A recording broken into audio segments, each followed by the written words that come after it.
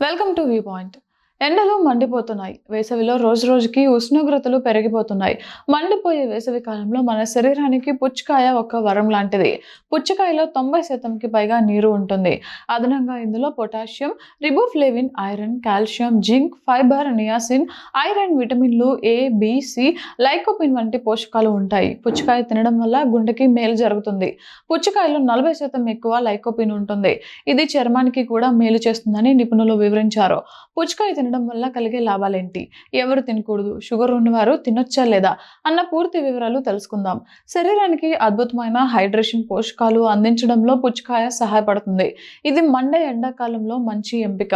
ఇది 90కి పైగా నీరు ఉంటుంది. శరీరానికి నీటిని అందించే సహజ వనరు. 2 కప్పుల పుచ్చకాయ తింటే కేవలం 80 క్యాలరీలు శక్తి మాత్రమే వస్తుంది. 40% ఎక్కువ లైకోపిన్ ఉంటుంది. ఇది గుండెతో పాటు చర్మానికి కూడా మేలు చేస్తుంది. ఇందులో ఎన్నో పోషకాలు ఉంటాయి. పుచ్చకాయలో 91.5% కేవలం నీరే ఉంటుంది. అంటే ఇది పండు మాత్రమే కాదు, శరీరానికి నీటిని అందించే ఒక సహజ వనరు అని నిపుణులు తెలిపారు.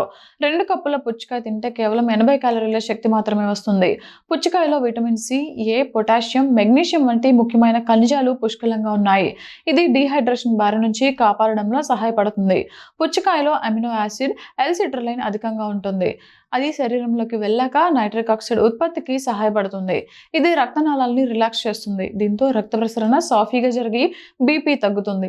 జరిగిన పరిశోధనల ప్రకారం పుచ్చకాయను క్రమం తప్పకుండా తీసుకోవడం వల్ల రక్తపోటు గణనీయంగా తగ్గుతుందని తేలింది. సాధారణంగా టమాటాల్లో లైకోపిన్ ఎక్కువగా ఉంటుందని భావిస్తారు. అయితే పచ్చి టమాటాల కంటే పుచ్చకాయలో 40% ఎక్కువ లైకోపిన్ ఉంటుందని నిపుణులు చెబుతున్నారు. లైకోపిన్ అనేది ఒక శక్తివంతమైన యాంటీ ఆక్సిడెంట్.